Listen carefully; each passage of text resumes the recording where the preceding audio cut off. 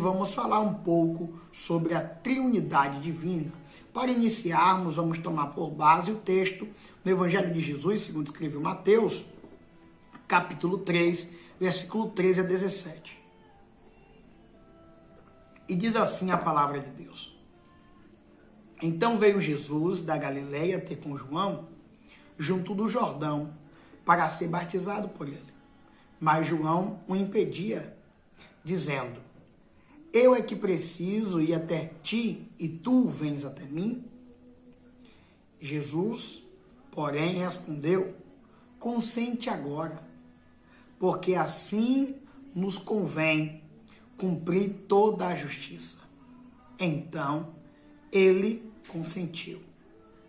Batizado que foi Jesus, saiu logo da água, e eis que se lhe abriram os céus, e viu o Espírito Santo de Deus descendo como uma pomba e vindo sobre ele.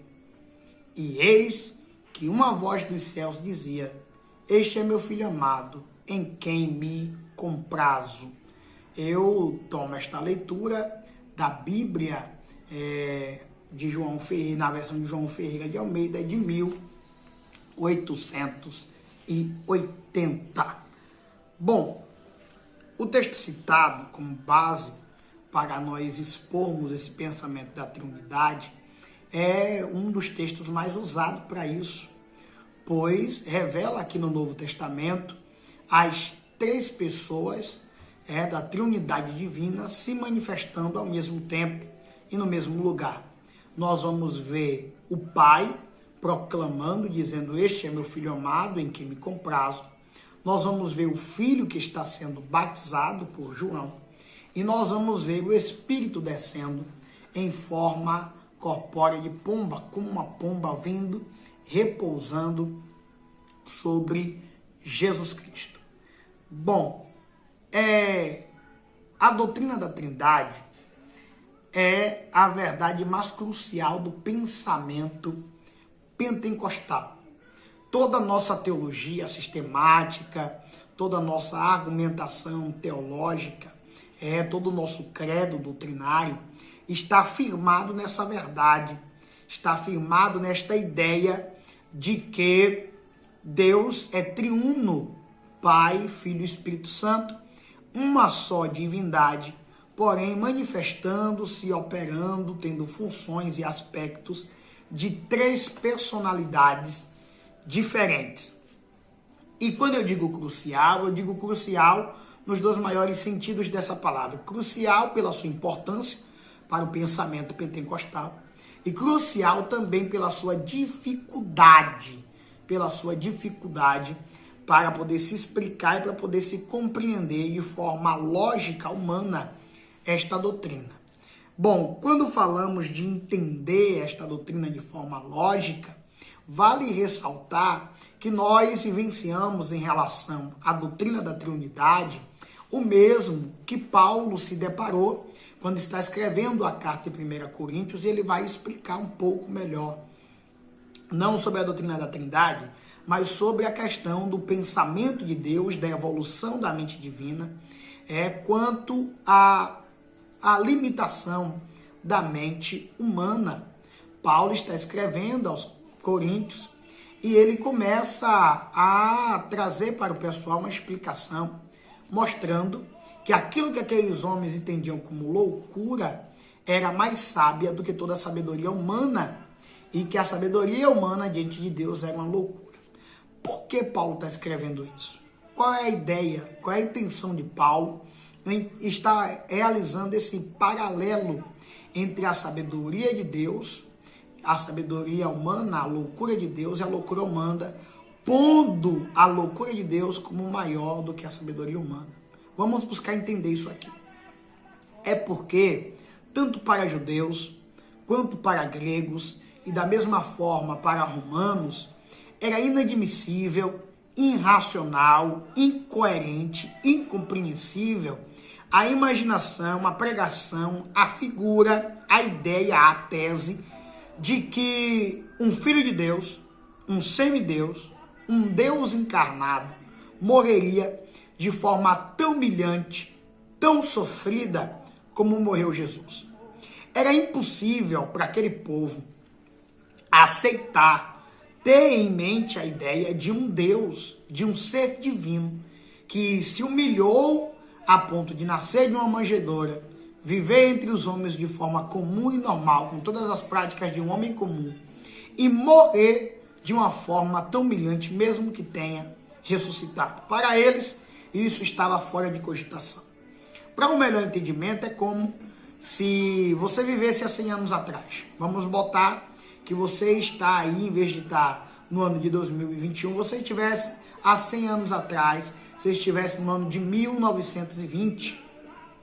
E no ano de 1920, você falasse que existiria um aparelho de celular e que você teria um aplicativo chamado WhatsApp, onde a pessoa, estando em outro continente, do outro lado do mundo, se comunicaria por meio de mensagens via internet ou até mesmo sinal de satélite, onde se mandaria vídeos, fotos, áudios, textos, e a pessoa receberia em questão de segundos.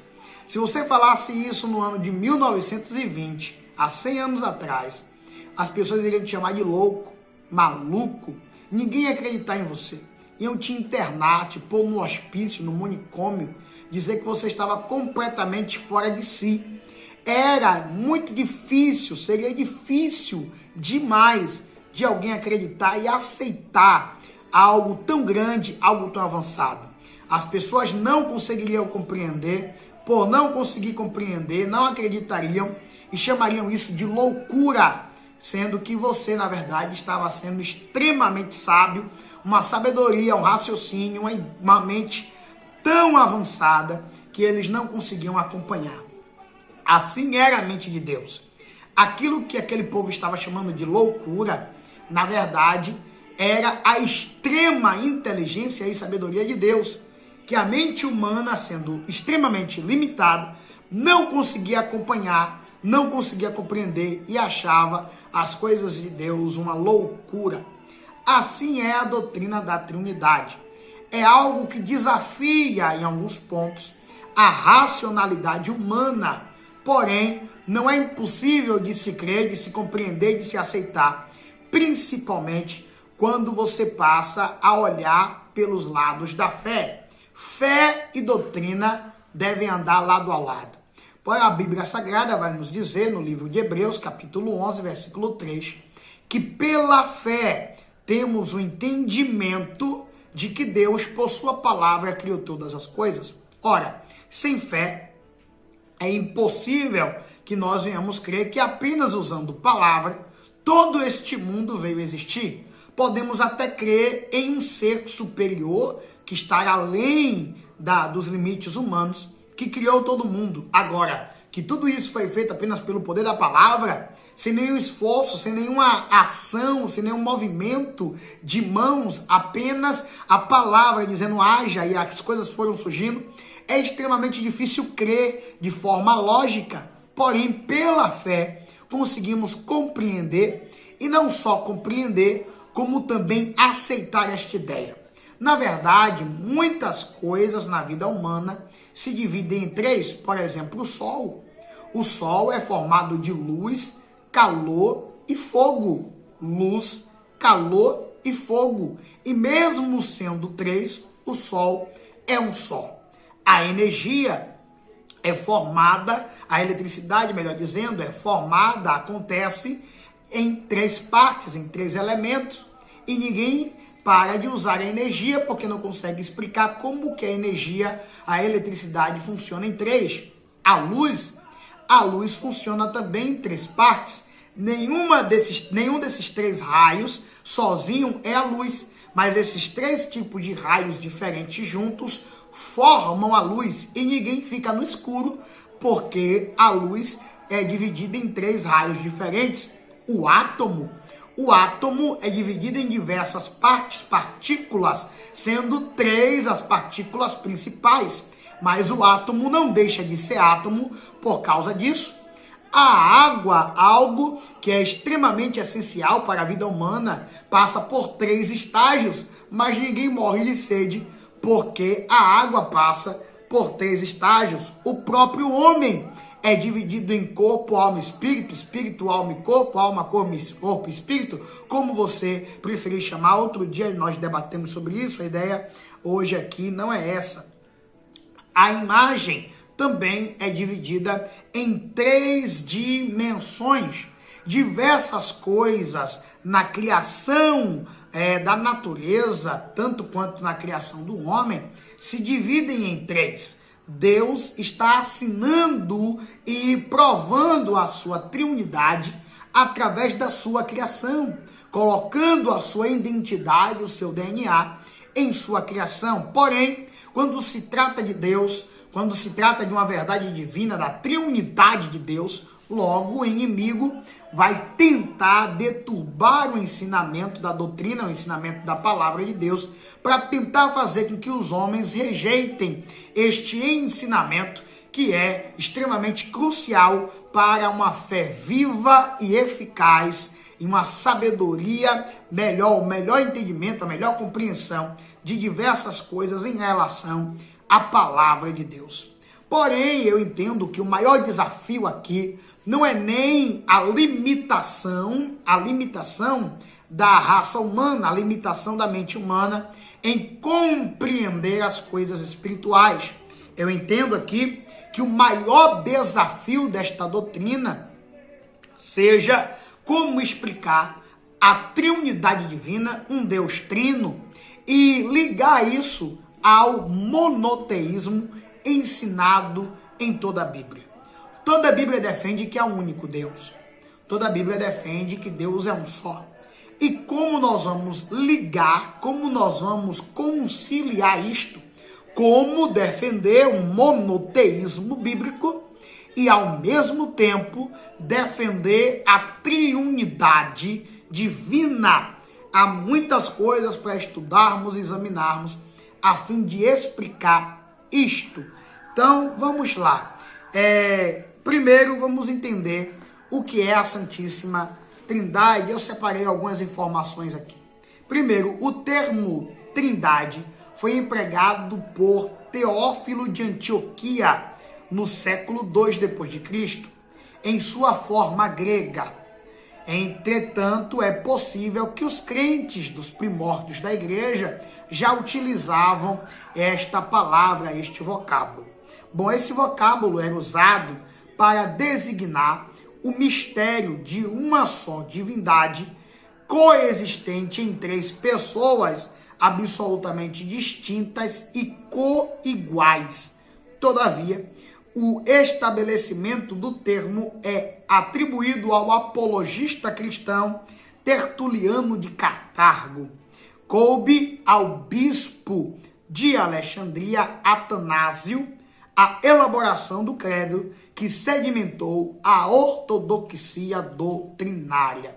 Então, o termo triunidade divina pode ser um termo que foi utilizado pelos primórdios da igreja, porém, o primeiro registro desta palavra sendo utilizada é por Teófilo de Antioquia, no século II d.C., sendo dado, porém, sendo mais utilizado e melhor definido esse termo por Tertuliano de Cartago, e quem sedimentou, quem formou, quem analisou, pôs todas as teses e provas possíveis, e então fez com que se tornasse mesmo um credo doutrinário da fé cristã, a crença na Trindade Divina, foi Atanásio, bispo da igreja em Alexandria. A palavra Trindade não é das melhores, tá? Não é das melhores para expressar a revelação progressiva que Deus fez de si mesmo nas Escrituras. Portanto, como bem expressou o teólogo Stanley, a palavra Trindade foi cunhada a fim de referir-se à pluralidade que há em Deus e, ao mesmo tempo, que manteria o pensamento da unidade divina. Foi uma escolha bem intencionada, mas infeliz. Por isso, a partir deste momento, utilizaremos a expressão triunidade de Deus, ou seja, que Deus é um só em seu ser e substância eternamente subsistente em três pessoas distintas, reveladas como Pai, Filho e Espírito Santo. Bom, a palavra Trindade foi usada com a boa intenção.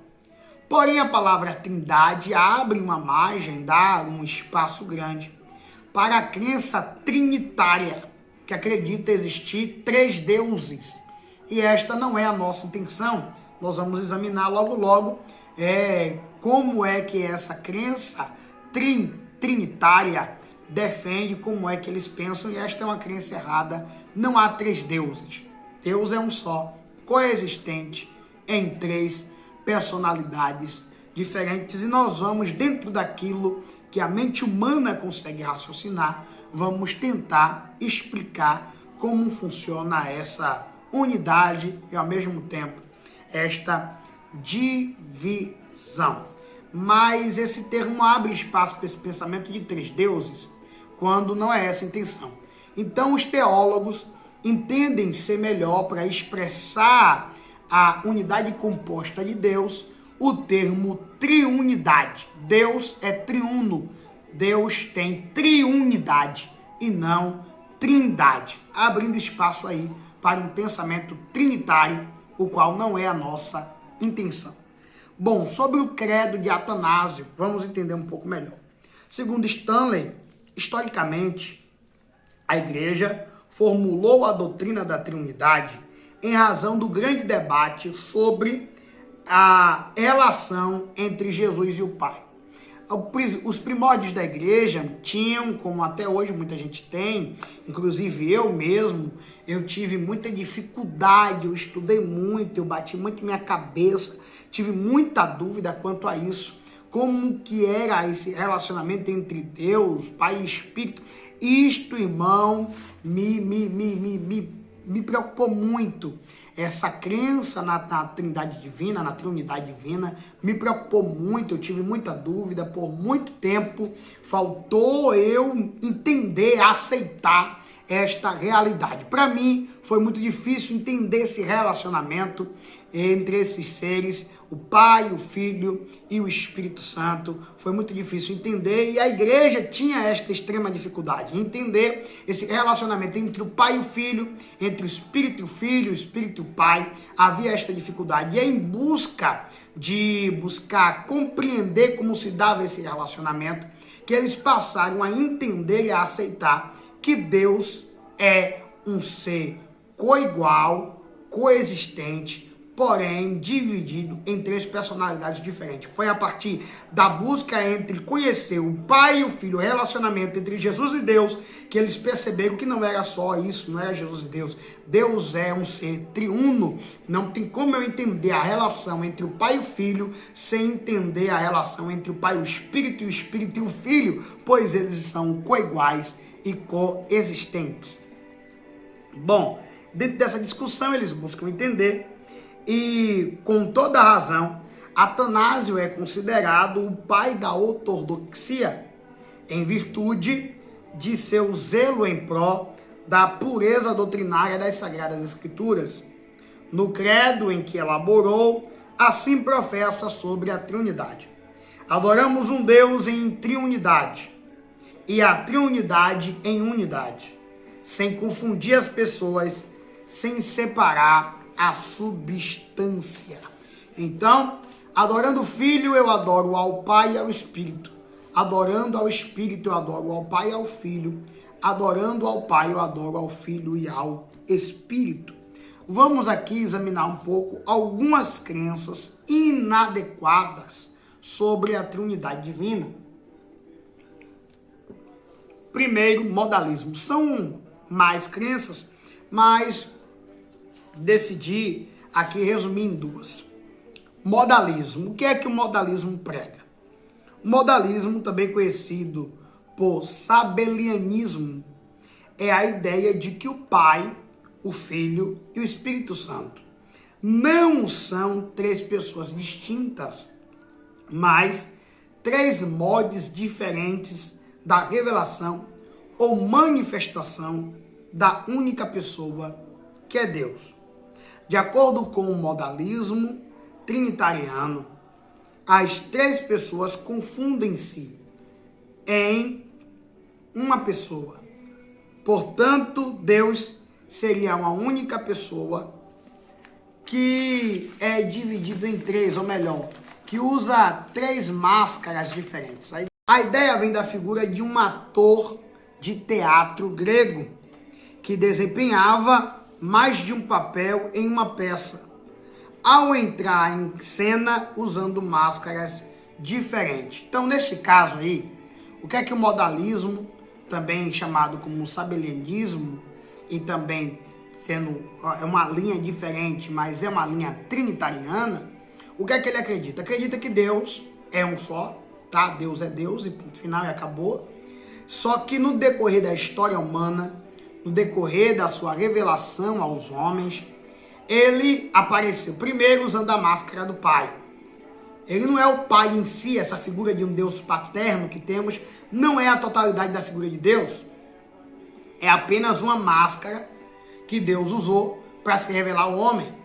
Então Deus tira essa máscara de um Deus Pai e agora, em um dado momento, ele põe a máscara de Espírito e passa a se revelar e a se comunicar ao homem como o Espírito de Deus, uma força ativa de Deus. E depois, no Novo Testamento, ele tira essa máscara e para um melhor relacionamento, uma melhor profundidade com o homem, uma melhor comunhão com o homem, para poder entender as dores do homem, ele vai lá e bota a máscara de Jesus e então ele se revela ao mundo como Jesus. E isso não precisa nem explicar muito, não precisa nem conversar muito. Todo mundo aqui sabe que é impossível que isso venha ser verdade. Bom, o credo de Atanásio combateu essas heresias, fazendo referência específica ao modalismo e ao triteísmo. Ele declara: ninguém confunda as pessoas, que é o moralismo, nem divida as substâncias, que é o trinitarianismo. Deus, sendo um ser só, se revelando em tempos diferentes, com máscaras diferentes, sendo um único Deus. Modalismo. Deus sendo três pessoas diferentes, distintas, cada uma se revelando em seu tempo, e há três deuses. Quando chegar no céu, nós vamos adorar três deuses. Não. Deus é um ser só, coexistente, coigual, co-subsistente em três personalidades diferentes. Vamos embora. O segundo ponto aqui é subordinacionismo. Bom, o subordinacionismo começa pelo monoteísmo rígido, identificando Deus como Pai e subordinando o Filho e o Espírito a Deus. Declaram que Jesus pode ser semelhante a Deus, jamais igual ao Pai. Ele é a primeira criatura, o prototipo de todas as criaturas, mas não é Deus. O maior expoente dessa doutrina foi Ário, um filósofo grego. Essa doutrina, também chamada de arianismo ou monarquismo dinâmico, e teve maior força no século XX, quando os testemunhas de Jeová adotaram essa tese como doutrina oficial de seu credo. O que é que esse pessoal crê? O pessoal crê que Deus é Deus e ponto final, e acabou. Deus só há um. O Espírito Santo é uma força ativa de Deus, é um poder, é uma força, uma energia que Deus usa, que Deus manifesta aqui na Terra, já que Deus não pode vir aqui. Então Deus usa a força, a energia cósmica, mística do Espírito Santo. E Jesus é um profeta, Jesus é um ser humano comum, como eu e você. A história do seu nascimento virginal foi inventado pelo cristianismo, para poder defender que ele é Deus. E ele é um profeta como Jeremias, como Isaías, como Ezequiel, Daniel, que viveu de forma santa, de forma exemplar, admirável, se permitindo morrer por amor do seu povo, se permitindo morrer por amor à palavra de Deus, em defesa aos ensinamentos de Deus. E por isso ele ganhou a honra, o prêmio, ao mérito de ser chamado de Filho de Deus e estar junto de Deus, tendo uma posição de privilégio no céu, assim como na teologia dos Testemunhas de Jeová, eles defendem que os 144 mil são aquelas pessoas privilegiadas, escolhidas a dedo, que Deus vai determinar que subam no céu e fiquem lá e morem lá, enquanto os demais morarão aqui na terra, no paraíso. Esta é a crença do subordinacionalismo. Só que não é isso. Jesus é Deus. Jesus é Deus. Quem vê a Jesus vê ao Pai. Jesus e o Pai são um. Eu e o Pai somos um. Jesus deixou isso bem claro em 1 João. Jesus foi gerado pelo Espírito, revestido pelo Espírito, ressuscitado pelo Espírito.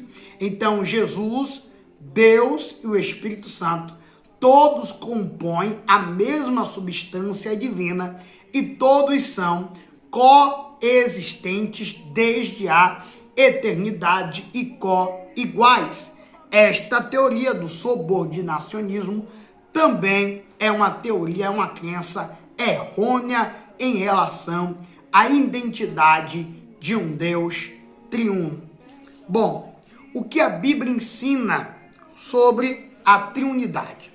Primeiro, a Bíblia ensina e demonstra que Deus é ao mesmo tempo uno e trino. É uno no que diz respeito à divindade. Somente existe uma divindade.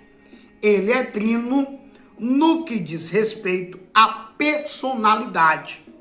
As três pessoas possuem a mesma divindade, mas cada uma possui a sua própria personalidade. Então, Deus é um em divindade, porém manifesto, revelado, agindo e tendo propósito manifestado em três personalidades diferentes, subaspectos, manifestações, propósitos diferentes e funções diferentes. Bom, uma das maiores defesas que o pessoal que fala contra a Trindade defende é um monoteísmo rígido e admirável, tá?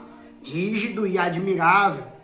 Porém, nós precisamos compreender isso aqui para poder ter compreensão de tantas outras verdades bíblicas e pentecostais, como é aí o nome do nosso canal, Verdades Pentecostais. Vamos aqui observar uma coisa. A marca de Israel, o mandamento de Israel, a frase da bandeira de Israel, aqui no Brasil é ordem e progresso, né? E para o povo de Israel é Deuteronômio 6,4.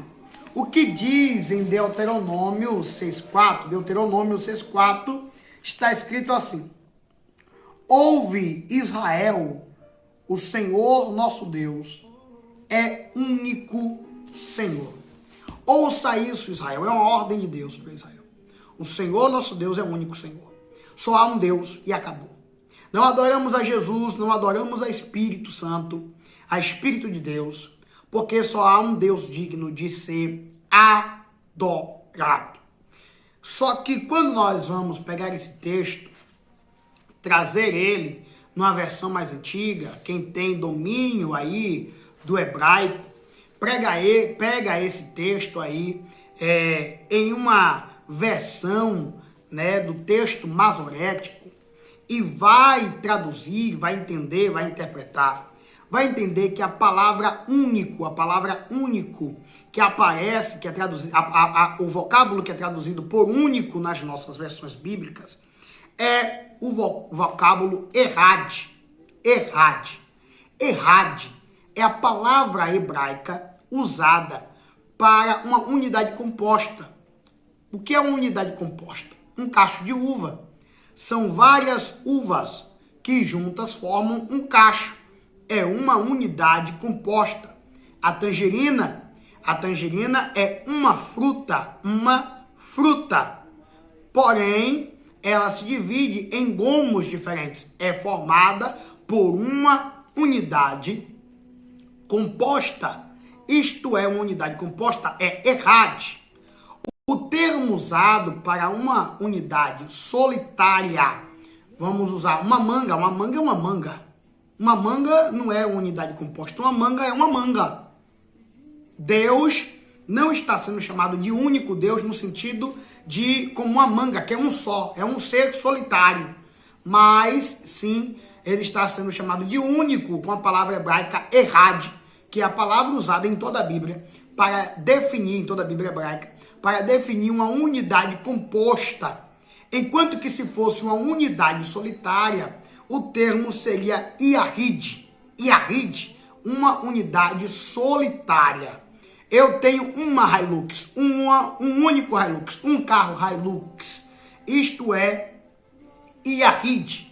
Porém, se eu estivesse usando o termo errad, eu tenho uma Hilux com o termo errad sendo usado, a ideia que eu estou transmitindo é que eu tenho uma concessionária que vende um único modelo de carro, que é o modelo Hilux. Eu tenho na minha concessionária 10 carros de um único modelo, que é Hilux. E é diferente, errad para Yahid. Então, aqui, onde aparece o tetragrama divino, aonde está aqui o maior mandamento de Israel, aonde está aqui o texto base para uma fé monoteísta, aqui Deus deixa expresso de forma clara a sua coexistência em 3 personalidades. Deus deixa claro aqui que ele é formado por uma unidade composta. Então veja a maior base, o maior texto, a maior defesa que se tem um monoteísta fiel para interpretar de forma rígida que não se pode adorar ao Filho nem ao Espírito, é esse texto.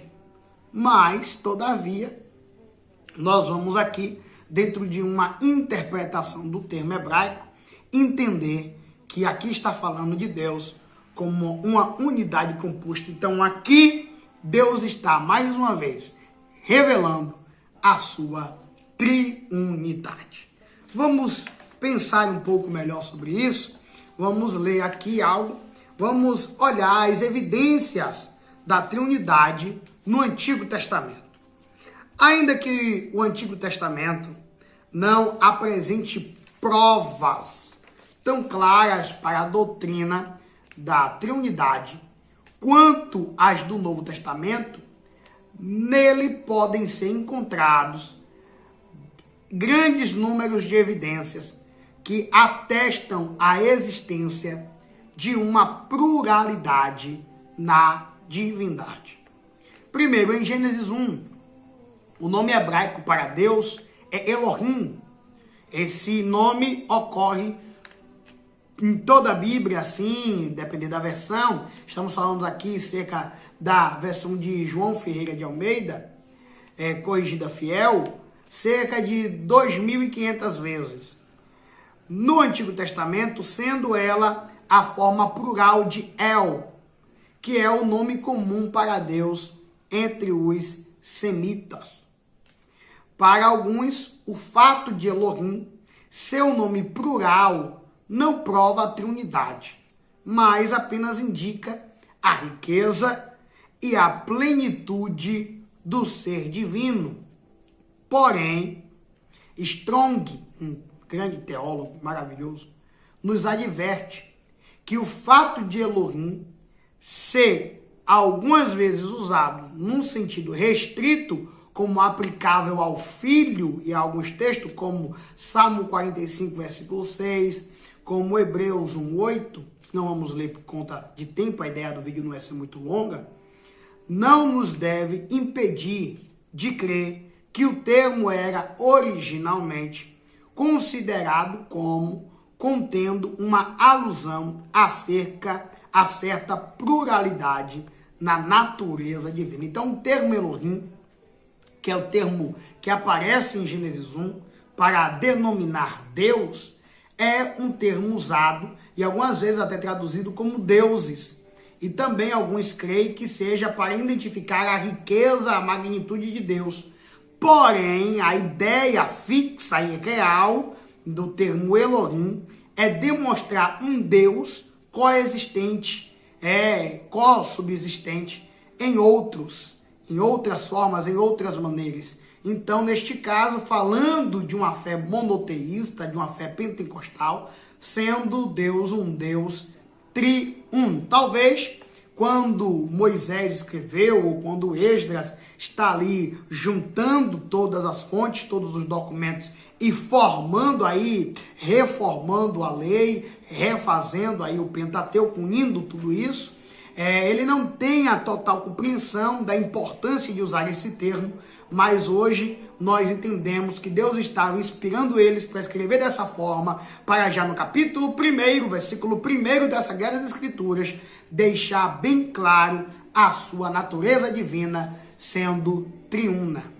Bom, vamos continuar a ler aqui 2 João, e 2 João, capítulo 1, versículo 1 e 3, lança luz sobre o fato de que o Pai e o Filho estavam unidos na obra da criação do mundo, e em Gênesis 1:2 temos o Espírito Santo também envolvidos nesta obra. No caso aqui, João, capítulo 1, Evangelho de Jesus, segundo João, capítulo 1, versículo 1 a 3, demonstra aí a unidade, a diferenciação, um ser divino, trabalhando de três personalidades em funções e formas, aspectos diferentes, já desde a criação do homem.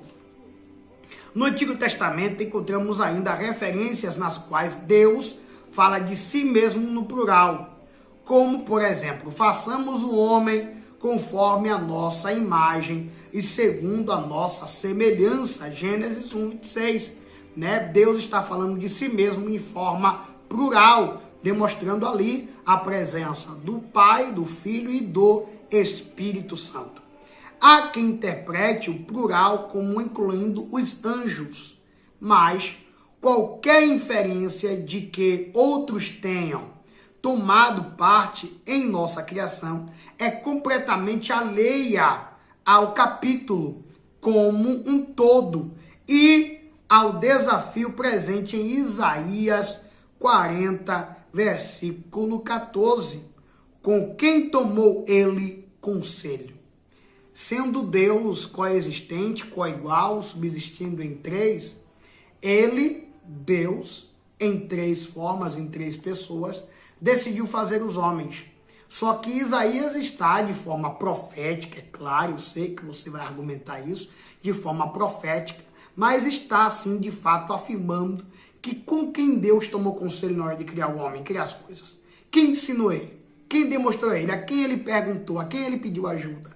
A ninguém. Apenas Deus, em uma divindade, manifesto em três pessoas, agindo em três funções diferentes, decidiu formar o homem e a criação, sem tomar conselho de outros seres, como anjos e qualquer outro tipo de coisa que viesse a existir na eternidade passada. Bom, vamos continuar aqui. Trata-se antes do plural de plenitude que haveria de ser revelado como triunidade. Nos posteriores, nós e nossa, de João 14, 23, também João 14, 17, fraseologia de Gênesis 1:26, uma alusão a um sublime concílio entre as pessoas da divindade. João 14:23 diz assim: aquele que ama os meus mandamentos, aquele que me ama obedece aos meus mandamentos, e eu e o Pai habitaremos nele. Eu e o Pai habitaremos nele. Peraí. Se eu obedeço a palavra, Jesus e o Pai vai habitar em mim. E a Bíblia também vai dizer, em 1 Coríntios 6, 19 e 20, em demais textos, que eu sou o templo do Espírito Santo. Então veja, eu sou o templo do Espírito, se eu obedeço a palavra, o Pai e o Filho habitam em mim. Então Deus, em sua essência divina, se manifestando em 3 personalidades diferentes, moram dentro de mim quando eu obedeço a palavra. Está em toda a Bíblia a doutrina da Trindade, em diversas formas diferentes, com diversos contextos diferentes, mas a Trindade está revelada em toda a Bíblia. Vamos lá, continuar lendo aqui. Outra evidência importante encontramos nos textos que se referem a manifestações do anjo do Senhor. Gênesis 16, 7 a 13, Gênesis 18, 1 a 13, Gênesis 19, 1 a 23, Gênesis 22, 11 a 16, Gênesis 31, 11 a 13 e etc. Os quais apresentam uma indicação de distinções pessoais em Deus. Em Malaquias 3:1, em Atos 7, 35 a 38, o anjo do Senhor é identificado como sendo Cristo, o Filho de Deus, que em Gênesis 31, 11 a 13, é declarado ser Deus. Portanto, exatamente como o Espírito de Deus era uma expressão veterotestamentária, aguardando o seu esclarecimento completo no Pentecostes, assim o anjo do Senhor, como expressão referente ao próprio Senhor, ganha significado somente à luz daquele que o Pai enviou ao mundo, o Filho pré-existente, coexistente juntamente com Deus. Segundo John Blitter, a religião de Israel não se fundamentava em proposições teológicas abstratas, mas na memória de uma experiência histórica interpretada e correspondida. Israel acreditava em Yahvé, seu Deus, o havia livrado do Egito pelo poder de sua onipotência, e que, mediante uma aliança, o havia constituído seu povo. Entretanto, mesmo nas profecias messiânicas, encontramos indícios de uma pluralidade na divindade. Em Isaías 9:6, o Messias é chamado de Deus forte, Pai da eternidade. E no Salmo 45, 6 e 7, ungido de Deus. É dito ser Deus, a semelhança daquele que ungiu. Ungiu no Salmo 33, versículo de número 4 a 6. E em Provérbios 8, 12 a 31, aparecem a palavra e a sabedoria de Deus sendo personificadas como uma antecipação ao verbo de Deus de João, capítulo 1, versículo 1 a 14. Já em Isaías 48, 16, aparece uma distinta referência à Trindade. Agora o Senhor Deus, o Pai, me enviou a mim, o Filho, e o seu Espírito, o Espírito Santo. Há também quem considere as palavras do rei Nabucodonosor encontradas em Daniel, capítulo 2, versículo 47, como uma referência à Trindade.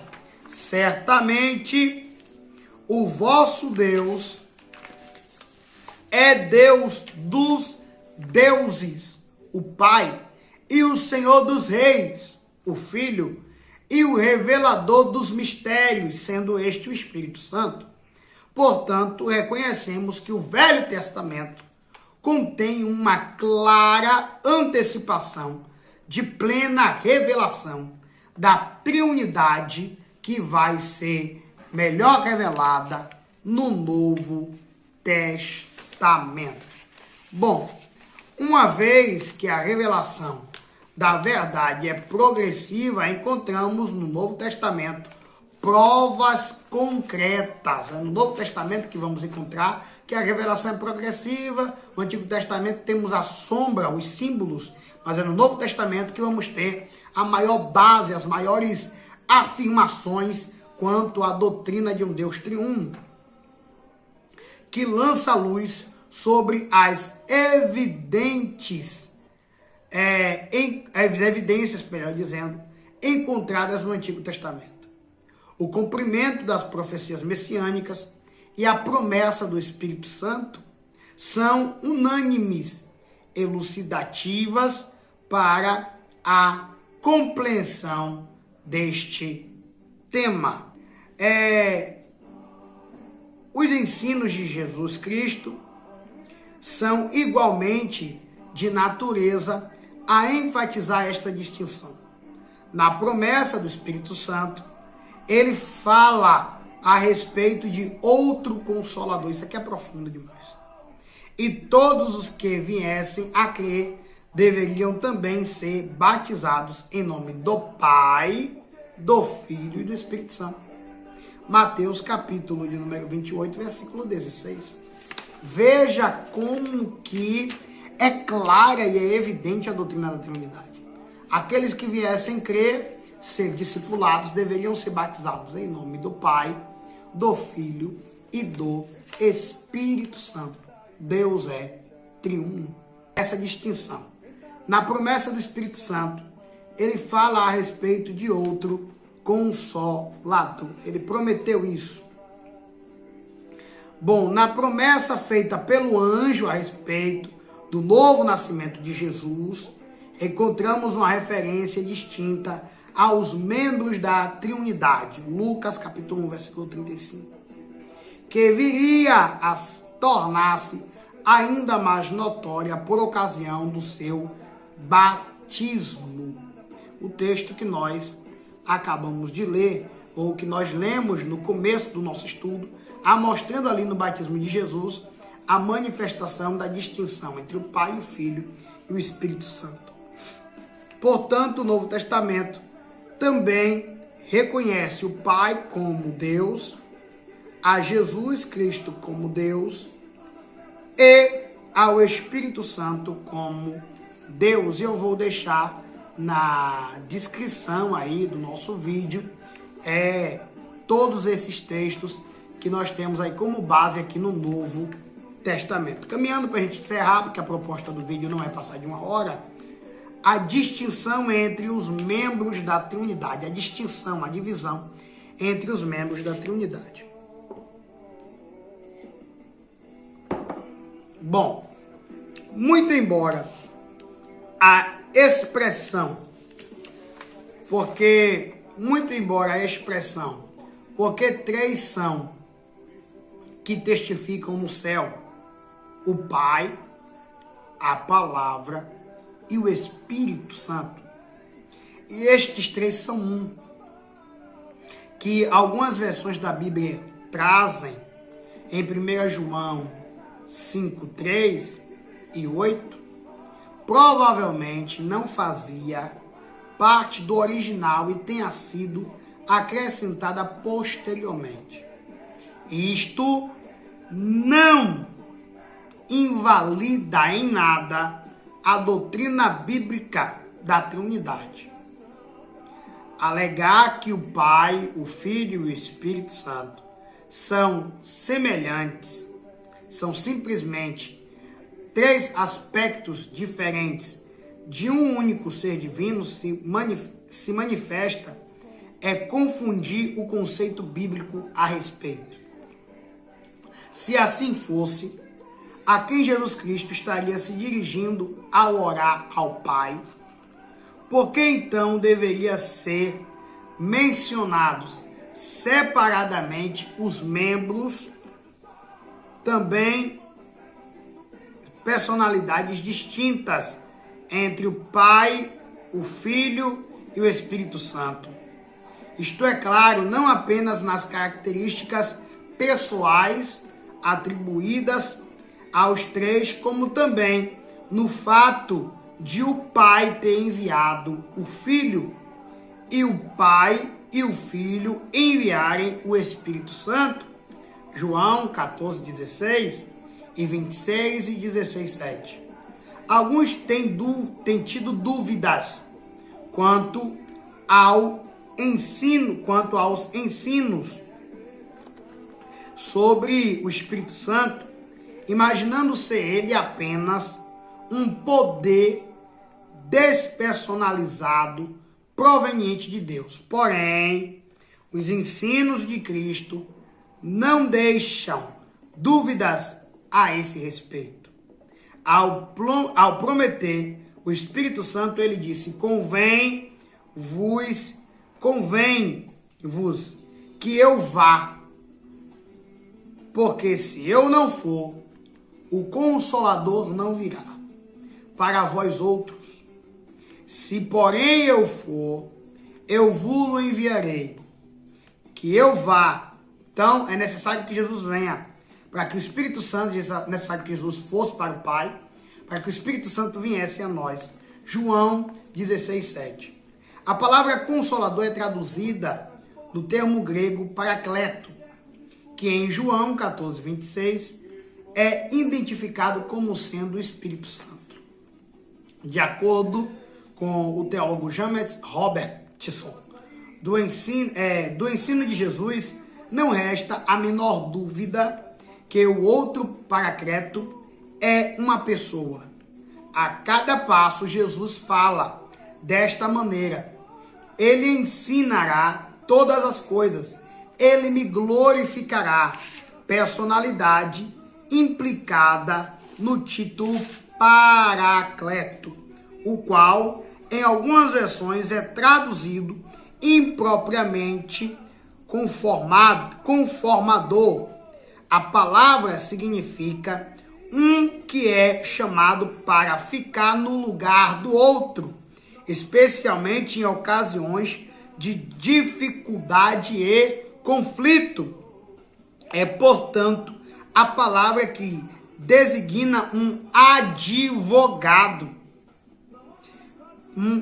para um advogado, e é assim usado a respeito de Jesus mesmo, em 1 João 2:1, onde lemos: nós temos um Paracleto, um advogado, com o Pai, Jesus Cristo, o justo. Então veja, o mesmo termo que Jesus usa em João 14:26 e em João 16:7, o mesmo termo traduzido para Consolador, que é Paracleto, é o mesmo termo que vai ser usado por João em 1 João para tratar de Jesus como nosso advogado junto ao Pai.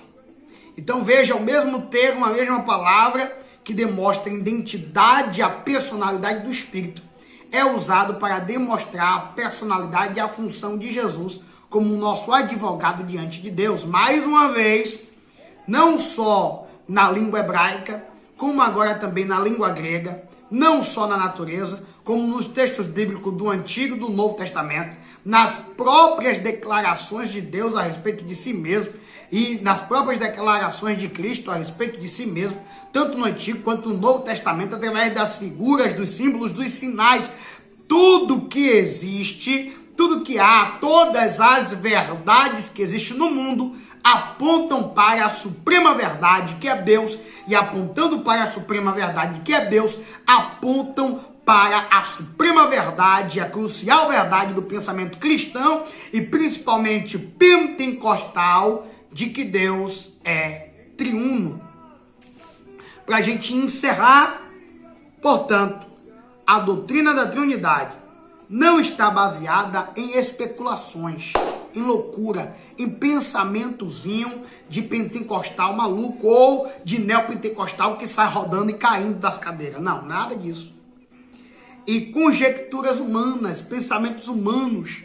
Eu vou conjecturar, me permita conjecturar, como muitos pregadores gostam de fazer e falam muita heresia, muita bobagem. A doutrina de um Deus triuno não foi formada, nem é baseada em especulações sem fundamento, nem em conjecturas humanas, mas na própria revelação divina, tanto na revelação geral, quanto na revelação especial, a sua palavra. Porém, uma vez que tenhamos compreendido a distinção que a Bíblia estabelece entre as pessoas da Trindade, deveremos também analisar o relacionamento existente entre o Pai, o Filho, o Espírito Santo, que são uma só divindade. Portanto, está aí essa tentativa de ensinar, de compartilhar com vocês as informações que eu tenho em defesa de um Deus triuno.